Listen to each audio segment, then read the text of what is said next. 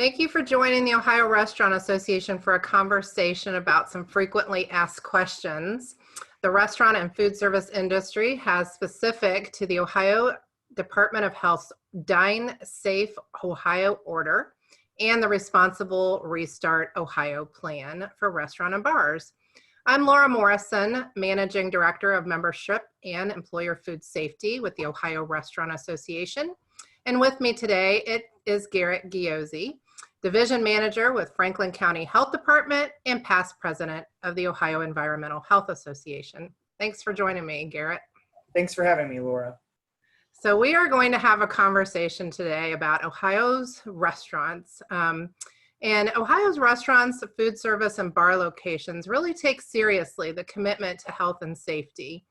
As a community of businesses focused on creating great experiences, we understand just how important it is to follow state orders related to COVID-19, coronavirus, reopenings.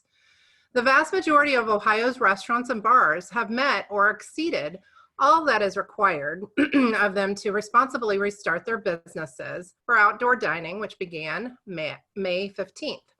We're taking steps to provide further clarification to our industry and to educate Ohioans on what guests should expect when they visit our bars and restaurants. The Restaurant Advisory Group that the governor put together under the Responsible Restart Ohio Restaurants and Bars Plan worked hard with state leaders to craft policies that would be workable for businesses diverse in scale and services. Thank you for your leadership in participating with that advisory group, Garrett. Thank you. As a reminder, under the current Ohio Department of Health Director's Dine Safe order, there are some specific requirements.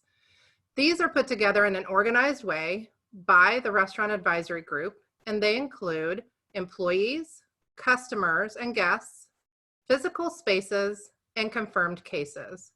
So let's get started with our frequently asked questions conversation, where we'll touch on these areas. Does that sound good? That sounds great.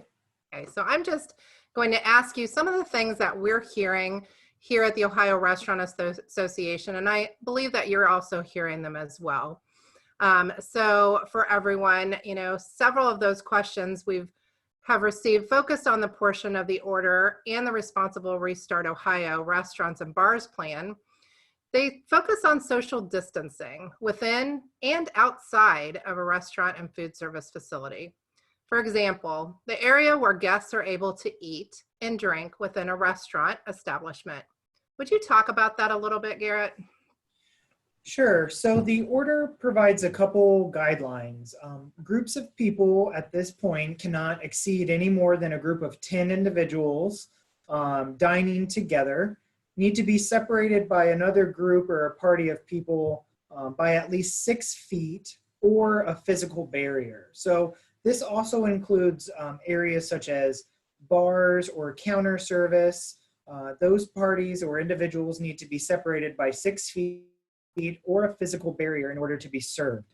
The social distance requirements also extend into waiting areas and lines, both going into the facility and inside the facility as well. So we need to make sure that there's either a barrier or the actual physical distance between individuals waiting in line or groups of people who arrive together waiting in line to be seated.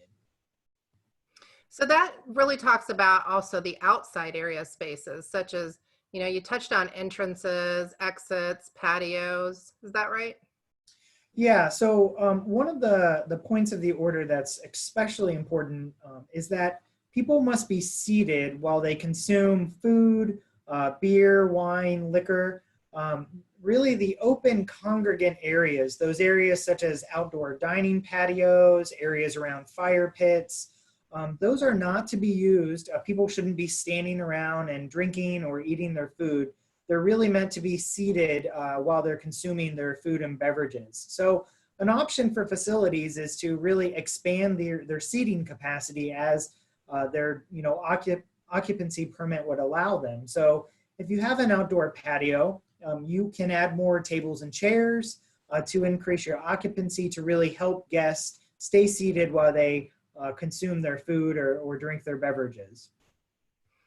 So that's interesting because we've actually seen some city streets, in certain areas of the state who have, decided to maybe close down a little bit their city streets, or they've actually put up barriers in their downtown areas to help, restaurant and dining facilities.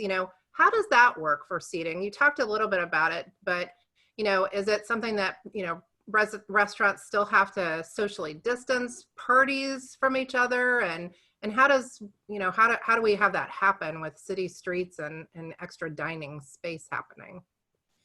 Sure. So the restaurants are really required to enforce these rules on their premises. So they have oversight over their building, their parking lot, their patios. That's where the responsibility is for the license holder or the business. A lot of jurisdictions are doing just that. They're sort of closing off a section of the street or a municipal parking lot and putting tables and chairs there. Really, once the customer leaves the premise of your restaurant and takes food and takes it outside to this sort of space in a parking lot that the city or municipality has created, your responsibility would end there. It's up to the customer to make sure that they continue to social distance themselves as current guidelines are established. But really, it's on premise where you have the responsibility to oversee your guests' social distancing from other guests. Okay, that makes sense.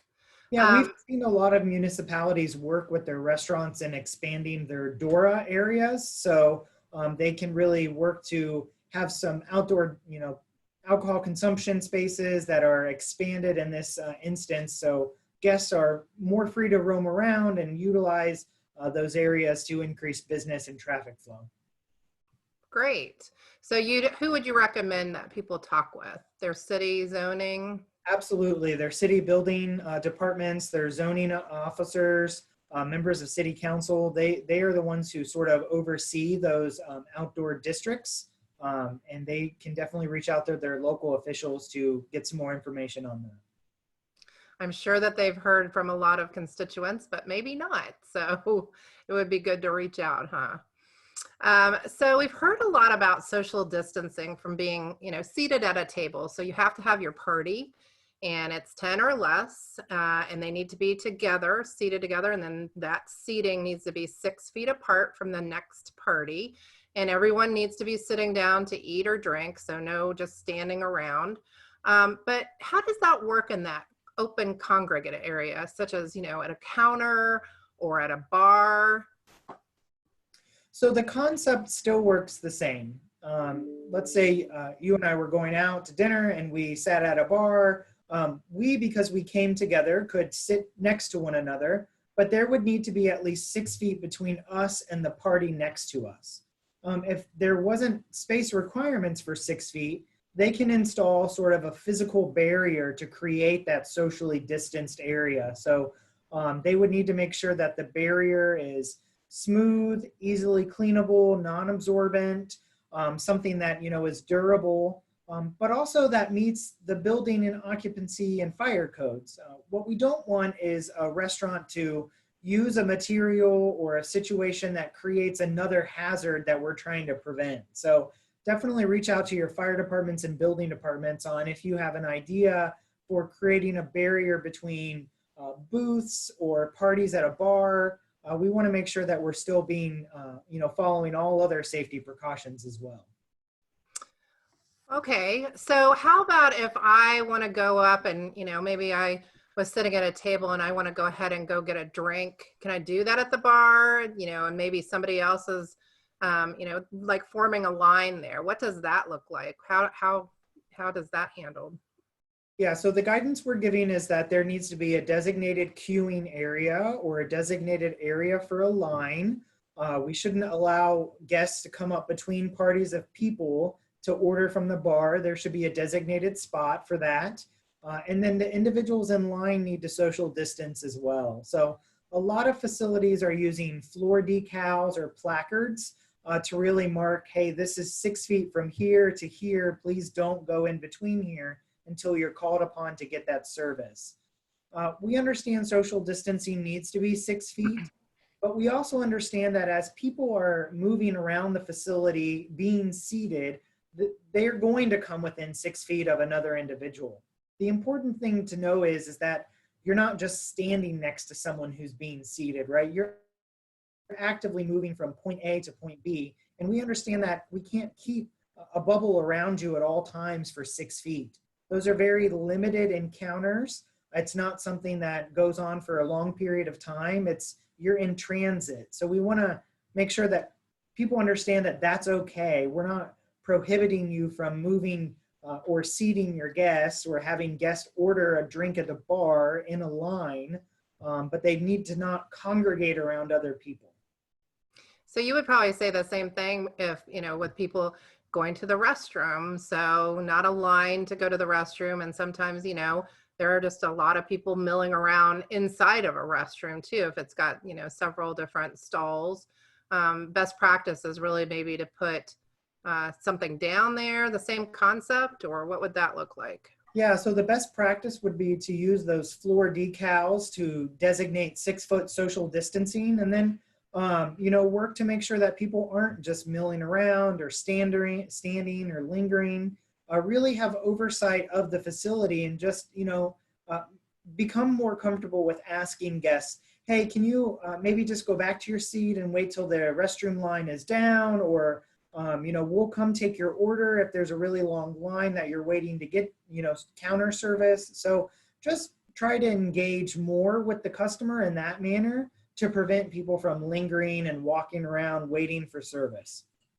Yeah, I think we as a society are getting a little bit more used to that. I mean, I wouldn't say that in March we knew that we needed to stand, 6 feet apart or that there was a decal. I know society kind of struggled a little with that, of course, but people are getting a little more used to that. So I see people all the time that, maybe they're like, oh, I need to be at this certain distance, from someone else. And it's a courtesy, really. So. Yeah, absolutely. It's a courtesy, and we're doing this for other people just as much as we're doing it for ourselves. And I think that's what we need to remember is that the actions we take as individuals work to protect everyone else in society as well as ourselves. So it really is a team effort. We're really unused to these social distancing principles, and so it is a transition for everyone. And we certainly understand that at the health department. Absolutely. So you talked a little bit about barriers, and that really sounds like a good option. If an owner operator wants to, maintain more seating options while also providing that, that social distance between parties requirement. So you talked about what it needs to be. Is there some kind of a requirement based on it, or is there more of a recommendation, and what does that look like? So the advisory board worked really hard not to create, really firm requirements for height, knowing that restaurants are all different. Everyone has a unique situation. Your booth size might be higher or smaller than others. And so the recommendation is that it needs to be high enough to prevent reaching or extending over the booth. So if you're sitting there and you can reach behind you and really touch the person's head, the barrier is not high enough. And so we did not want to create a hard and fast, this is how high it has to be. We really want to make sure that what works for your restaurant works for you, and it may not work for someone else. And so knowing that it at least needs to extend above the heads of your guests to prevent that reaching behind your booth is what's really important.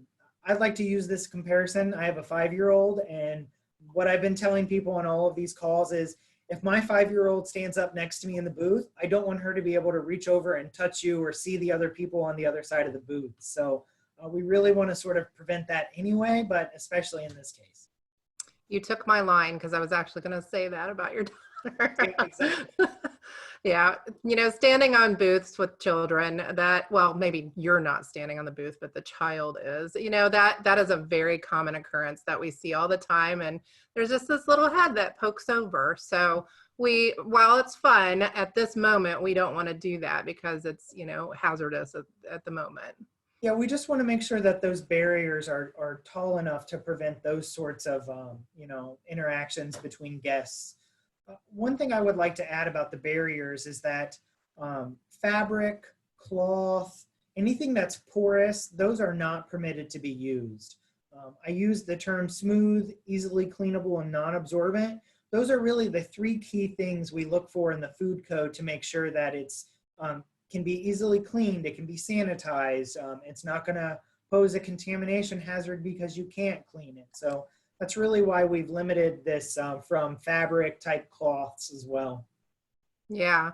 We've had a lot of people ask questions about that as far as, okay, maybe it's glass, maybe it's plexiglass, maybe it's a wood that's painted, or, a wood that's already the lacquered, so that's smooth, and so that, for maybe a higher end facility, and anyone can use any of these things, but just as long as they are non-porous and smooth.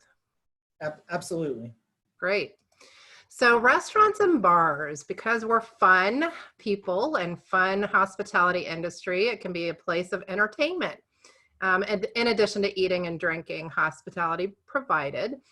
So what kind of entertainment, if any, is allowed at this time? So currently there's no entertainment permitted. I understand that this can be contentious. The restaurant advisory group really wanted to make sure, and we were tasked with strictly restaurants and bars. Entertainment is sometimes secondary to restaurants. We wanted to be able to work in a way that allows restaurants to reopen and serve food. And in phase 2 of the reopening, that's when we'll be able to see, we anticipate being able to see entertainment such as karaoke, comedians, things like that, being able to enter into the facility. But at this time, those entertainment activities are not permitted. So does that mean, having a guitar player that's kind of seated far away, that's included as that as well? Correct. So this is live music and gaming. Those activities shall remain closed at this point. So it also includes things like billiards, card playing, pinball games, arcade games. All of those are to remain closed, both indoor of the facility and on the patio as well. Okay, good to know. So we've had a lot of questions, about events. So moving from entertainment to events, and, under the current Dine Safe orders in the Responsible Restart Ohio, how do the rules apply to private dining? Because that's one thing. And then there are the large room spaces, such as a restaurant facility with a large hall. So private dining is permitted. All of the same restaurants and bar rules and the Dine Safe Ohio order apply. That private dining occurs already within a restaurant. You can make reservations in groups of no more than 10 people. You have to follow the social distancing. If physical barriers are needed because of space limitations, all of that still applies. So private dining is sort of rolled up into this group. Caterers and event spaces is definitely not an easy decision at this point.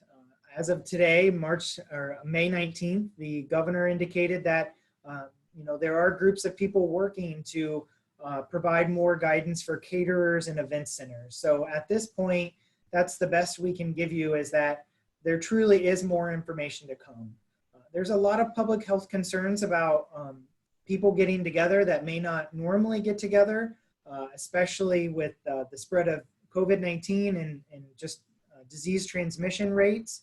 So I think they're really cognizant about that, but we also understand that we miss things like weddings and parties and events, but as of right now, they're not permitted. And so the wedding receptions are limited to 10 people as the current order states. So that's what we're referring people to, are those current orders that are ongoing. And when those change, we will communicate that as quickly as we can to let people know if and when they can have those event spaces back up and running. So it's really referring to the mass gathering piece of the order.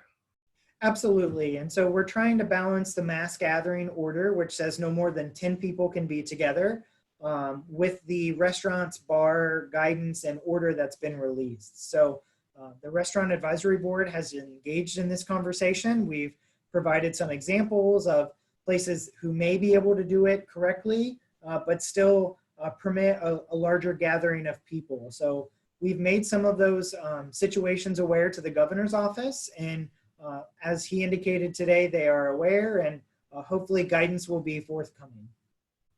Great.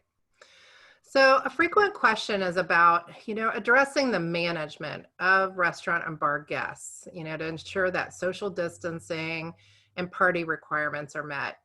So what is your recommendation, and is there a requirement to assign a person, such as someone in management, to address keeping parties of 10 socially distanced by 6 feet? I think no one wants to be a police person that's inside of a restaurant, to do that. But what does that look like? What's the recommendation? So, these requirements are required to be followed by the business. It ultimately is the operator's responsibility to ensure that this order and these guidelines are met. I understand no one wants to be the COVID police. We're not saying that, but what we are saying is that operators and managers and persons in charge need to be able to have control over their facility. They need to be able to make sure that they have appropriate social distancing, that they're not allowing too many people in where social distancing is decreasing. So they really do need to have someone who is sort of overseeing that. The guidance and the best practice outlined in the Restaurants and Bar Restart Ohio is that they really do assign someone to watch for that. We understand that that might not be applicable to all facilities, but what we don't want is for a situation to occur so quickly that it gets out of hand and then can't be managed. And so really making sure that it's a team approach is you're having your servers check, you're having your hostess check, you're watching your bartenders to make sure that, everyone is sort of keeping an eye on the facility together as a team instead of having one point person be, in charge of all of it. I think would be much easier to manage than that situation. Well, it really sounds like what should be occurring in facilities anyway, from a control standpoint, from a food safety and employee safety, and really customer safety. It's just heightened at this point that you have to do, certain other things that are socially distanced and making sure that some of these guidelines are met. Absolutely. Yep. So we've had questions about cleaning, sanitizing, and disinfectant, and we know there can be much confusion about what to use, when to use it, and how often to use it.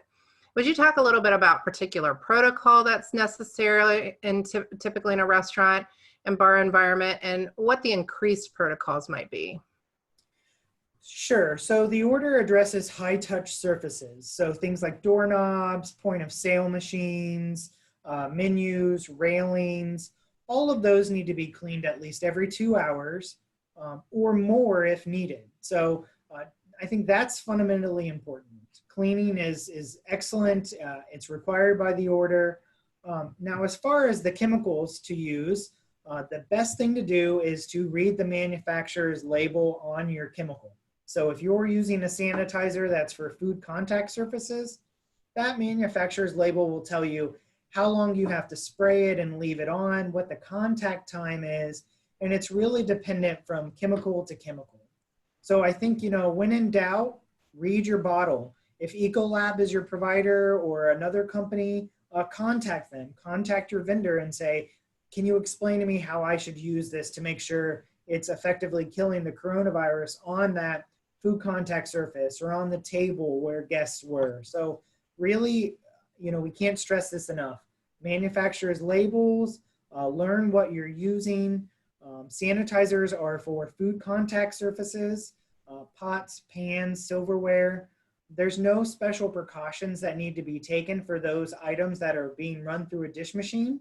If it's high temperature, make sure it's at the appropriate temperature. Read your data plate on your dish machine. If it's chemical sanitizer, make sure your chemicals are working. Make sure your pump is working. Use a test strip to make sure it's at the right concentration. Again, at that manufacturer specification. So that's what we continue to recommend. It's what the food code requires. There's no new requirements for chemicals. It's just really following what the operators are generally used to anyway because of what the food code requires. Yeah, it just sounds like also a little bit of a heightened frequency as Yep, well. But absolutely. I mean, making sure you're cleaning between guests, you're cleaning surfaces. As we go and talk about physical spaces here in a minute, we'll talk about what can be on a table and what can't be on a table. So all of those things are important to make sure we're following what the order says. great. Well, I'm going to throw one in here. So say at a bar, we have the glasses that are sitting on the, mat that they've been dried, and, you pick one up and you have that, and then somebody uses it. Where can you wash it? Can it be at the bar sink? Does it have to run through the dishwasher? What does that look like? Yeah, so, glasses and silverware used like that can be ran through a 3-compartment sink. Wash, rinse, and sanitize. You need to make sure that your sink is set up appropriately, that your rinse water is clean, and that your sanitizer is at the appropriate concentration, and that you leave your glasses in that sanitized solution for the appropriate amount of time. Your manufacturer's label will tell you what that contact time should be, and it varies. I can't give you what the time is now because it's dependent on the chemical that you're using and the brand and the manufacturer. So all of those things can just be washed normally through a 3-compartment sink. Great, good to know. So you alluded to the self-service area, such as, drink dispensers, buffets, condiment stations. I know they have some special requirements. So Garrett, would you address those from really a requirement standpoint, as well as offering some best practice? What can be on the tables? What's the requirement say about that? Sure. So currently all self-service items are prohibited. So things like condiment stations are prohibited if it's a dispensing condiment.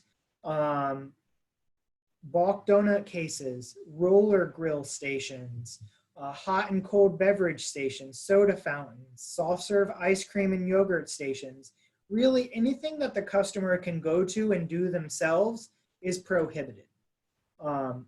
What they can do for a best practice is provide individualized condiment containers, individual things of ketchup or mustard. Those are all able to be provided to the customer to use. So I think that that's important, and all of those things are required to be removed from the table. The order says that all of those, items like vases and table tents need to be removed from the table. What we really want is to make sure that the surface of the table is easily cleanable between guests. We're not worrying about cleaning each and every item that's left on there, which is why we've required them to be removed. And so it really increases turnover time, which is good for the industry, but it's also good for food safety that there's less of a hazard there when we remove those items in this situation. Great. So menus, you don't have to have disposable menus, but you do need to clean your menu, plastic maybe. Correct. Yeah. So disposable menus are identified as a best practice on the guidelines. That's great. But if you don't have those or have the capacity, we just ask that you clean those menus between each guests. Great. So we've had a lot of questions about, additional required signage during the pandemic. What does the requirement say that must be posted associated with, coronavirus symptoms? And are there any other signs you'd recommend, facilities post about that? I know there are the typical signs like hand washing and, different things like that that are in the back of the house. But what would you recommend? So every hand sink has to have a hand washing sign. We all know that because that's a requirement in the food code. But for the general public, the coronavirus symptoms need to be posted in a conspicuous place in the facility.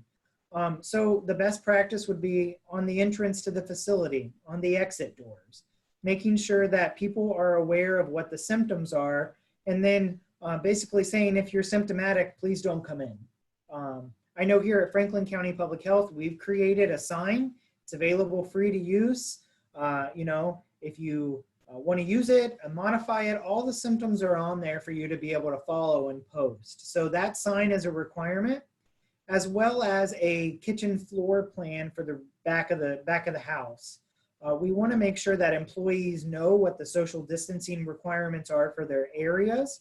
So making sure that staff know that they shouldn't be cross doing duties. So if you're dishwashing today, we really want you to stay in that area. So it's really limiting the spread of employees in the back of the house, making sure that they know where the hand sinks are, that they're labeled, that they have soap and paper towels and a hand washing sign. Really, all of those things are great things to put on the back of the house floor plan. That's great. Absolutely. I know we worked really hard and with local health departments to come up with our Ohio Restaurant Promise document that, it lives on the ohio-restaurant.org website, and along with Franklin County Public Health, your signage, all of that really does list out the information, and it lists out a lot of best practices too. And by the way, you can take the promise and it lists it out for, employees of what the establishment's going to do, and also what you're going to want to expect from your guests that come into the facility. So, that's an important piece as well. So one area that I'm sure health departments are seeing a lot of questions on is face coverings for employees and guests. What did you talk about, what's required for employees, and are there really any exemptions, for employees who might not be able to wear face coverings for various reasons? And, what about customers? Do they have to wear one? So this is a big question. I mean, just like social distancing, face coverings are entirely new for us. It's a cultural thing for us to be able to start doing this, but it is important. Employers and businesses, restaurants and bars are included, are required to have their employees wear face coverings. It can be cloth, it can be a surgical mask, it can be a bandana, just something that requires their nose, their mouth, and their chin. ODH has released some good guidance on what constitutes a face covering. We would refer people back to that guidance. But you're right, not every employee in every facility is the same. We understand that there are limitations on employees who may not be able to wear a face mask if they have a medical condition or a medical reason, or if there's an occupational hazard, or if the industry standard says, look, no, this employee should not be wearing a mask because they're doing this position. So in the order, there are some exemptions. I would refer everyone back to read the language of the order.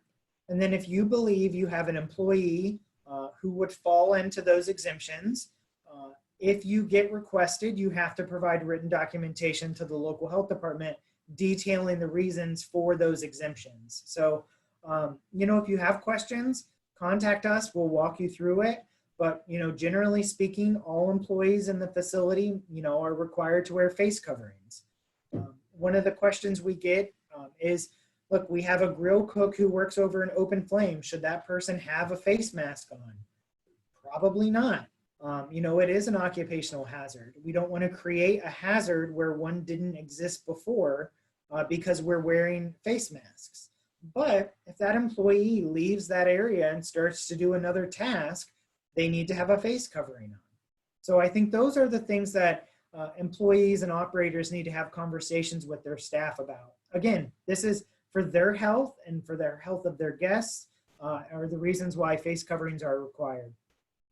Yeah, it really sounds very much like the training, that we look at, from it's a new process. It's something that we are taking into account. It's a little bit of a, step change in there. And that's one of the reasons why that Ohio Restaurant Promise, we walk through that, because you want to use those types of pieces and the order and the Responsible Restart Ohio as just really training documents to talk with your with your employees about and work through some of these scenarios too, because we've been the restaurant industry was kind of halted a little bit here, so there might be some new hires.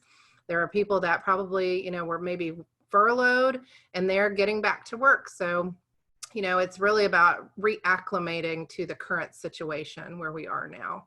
So and, it is, like I said, it's a change for everyone to be able to do this. Now, restaurants and bars can require their guests to wear face coverings while they're coming into the facility or basically while they're not eating. They have that ability to do that. And, we have heard of restaurants starting to do that. Some have said, we think this is a best practice. We want to make sure that our employees are protected so they can continue to come to work and not get sick. So, you may see restaurants being, requiring guests to do that, and that's allowed.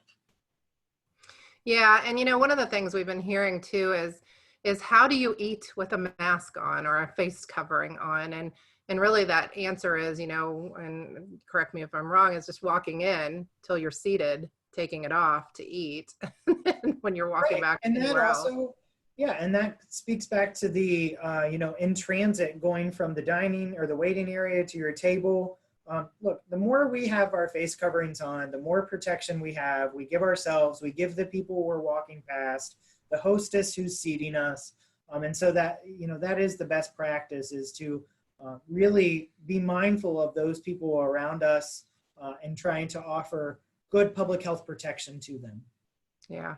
Speaking of which, one of the things that I thought we could touch on really quick is, glove usage, because glove usage is actually listed in the, Ohio Uniform Food Safety Code, and there are very specific ways to use them. And there's also very specific ways not to use them. Do you want to touch on that? Sure. So gloves in the food code are required to be worn when employees are working with ready-to-eat food items. Food that's going to be consumed by the customer. It doesn't undergo a cook step or anything like that. So that's when gloves, tongs, deli tissues have to be used. Gloves prevent, they pose an interesting situation, because we think if you have gloves on, your hands are protected. But the reality is gloves don't give people superpowers. What we've seen is people who wear gloves don't wash their hands as often as they should. And so their gloves then become contaminated, and then they continue to touch their face, touch other surfaces. So you're going to enter in restaurants where the cashier, the hostess, or your server's not wearing gloves, and that's okay. That's not that they're not doing the best practice. The best practice is to follow the food code. The food code says employees who work with ready-to-eat foods need to wear gloves if they're using their hands. So really the food code has addressed this for years. And when you're not wearing gloves, you should be frequently washing your hands. You should, best practice is to really set a timer and increase hand usage between the designated times. But also, before you put on your gloves, you need to wash your hands. If you're switching tasks, the food code requires that you wash your hands. And so we really felt like through the food code and through general food safety education, we could do a better job getting people to wash their hands than if we said everyone needs to wear gloves. So, I think that's the point for the public, is that just because you see someone who's not wearing gloves doesn't mean they're in trouble, or they're not following the guidelines or the rules, or they're in violation. They may not need to do it, and that's okay. Gotcha. All right. So we have this new thing, and they're called health assessments. So I walk into the Ohio Restaurant Association's office, and I immediately, either am taking my temperature at home or, somewhere else in my car maybe, which I've done before, or coming in. What's required? What does that look like? What are best practices regarding, a health assessment?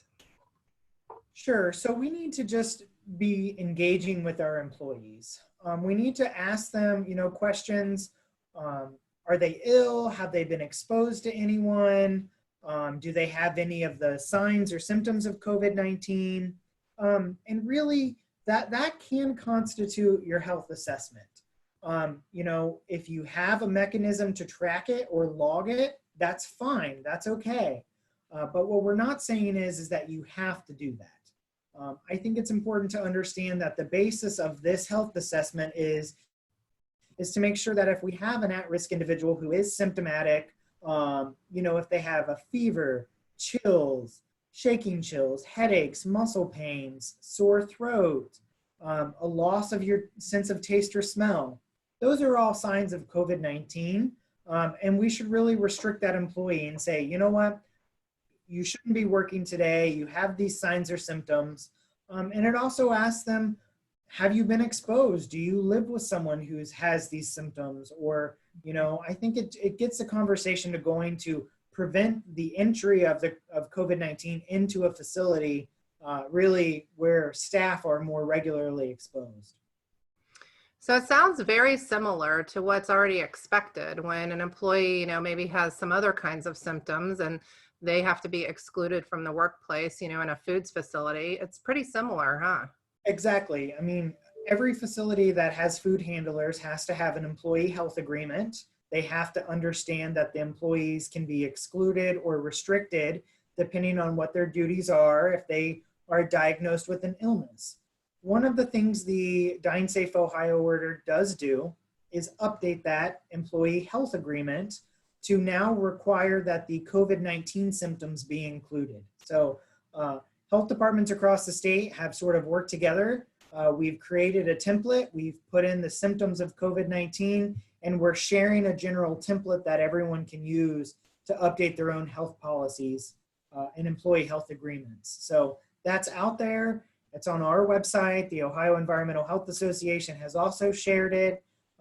If you have one for your facility that has to be branded or it's electronic, you just need to update that so employees are aware that things like chills, muscle aches, loss of sense of taste and smell, those are some new signs and symptoms that they need to monitor themselves for. Great. Well, so we talked about having that health screening, but what happens, with when an employee, maybe comes back with either a confirmed or suspected coronavirus case, COVID-19? Is there a specific thing? Do you have to shut your facility down, or what happens in that case? So it's going to be situation dependent. And we get this question a lot. And it's all unique to the exposure, to if it was an employee, what was that employee doing? Who were they around?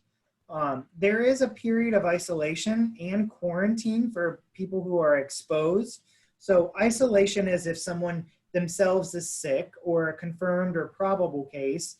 And then quarantine is for those individuals who are within 6 feet for greater than 15 minutes. Those would be considered exposed individuals. But we take into account things like, was the person who was ill, did they have a face covering? Did the guest have a face covering? What was the interaction?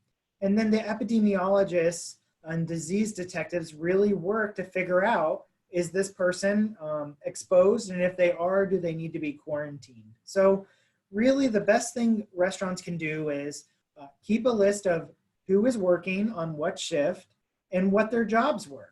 So if you have someone who is a line cook and that's all they do for their shift, that's what we would need to know. Because it is going to happen. Community spread is out there. Our cases are not going down. This problem is not going away. We're just working really hard to institute guidelines to protect ourselves moving forward. And so we'll reach out to the restaurants.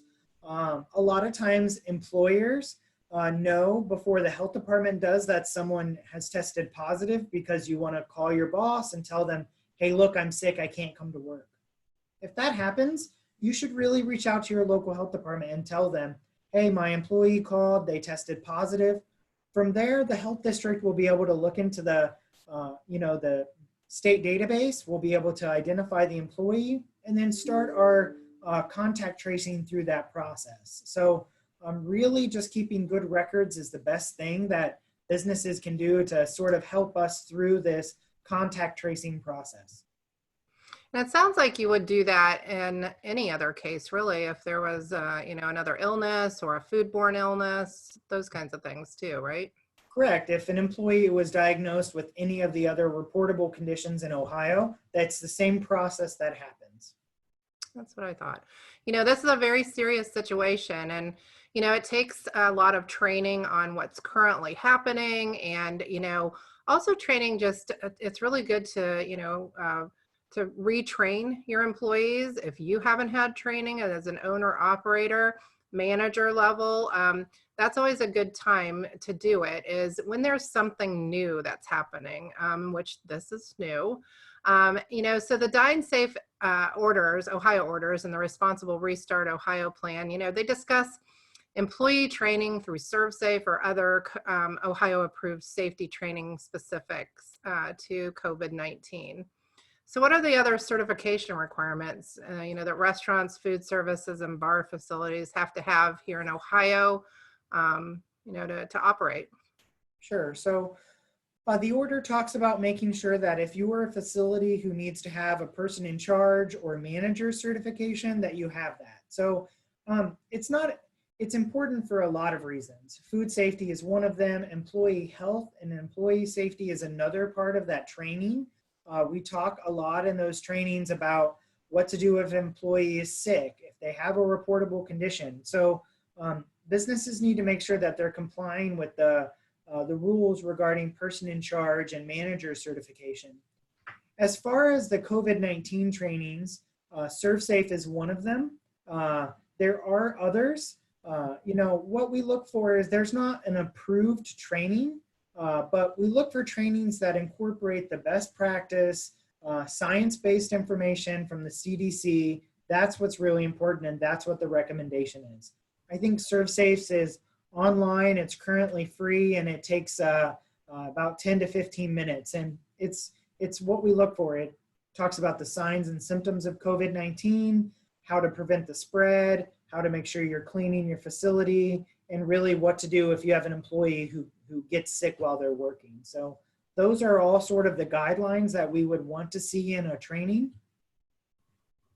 Great.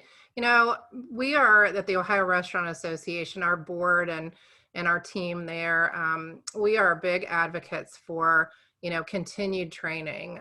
There is no way to know everything. And in fact, as I get a little bit older, I realize how much I don't know. So having some training, is a big deal. Do you have any other, frequently asked questions? I know I've asked you a ton of these, but do you have anything that you'd like to cover, Garrett? I think we're good. I think generally we covered a lot of what both Franklin County Public Health and the ORA have been hearing. Always, if you have questions or concerns, reach out to your local health inspector, your sanitarian, know who they are, know your health department's phone number, contact them. We are tasked with enforcing this, but before we get to that point, we really want to make sure that everyone understands what's expected of them, how they can comply, we answer their questions, and so that's equally important for both of us, industry and regulators moving forward. Well, thank you so much for your time today and your support throughout this challenging time, Garrett. The Ohio Restaurant Association appreciates the relationship that we have built with the Ohio Environmental Health Association, Ohio's and sanitarians, Ohio local health departments, and the Ohio Department of Health. We encourage the industry, like you said, to partner with your local health department to ensure food and health safety for your establishment, guests, and team members. And maintaining a safe dining and hospitality experience must be a firm priority. The confidence of our guests is essential to assuring the stability and long-term success of Ohio's restaurant community. We look forward to the reopening of Inside Dining on Thursday, May 21st, and subsequent great dining experiences for a long time to come. Thanks so much. Great. Thanks, Laura.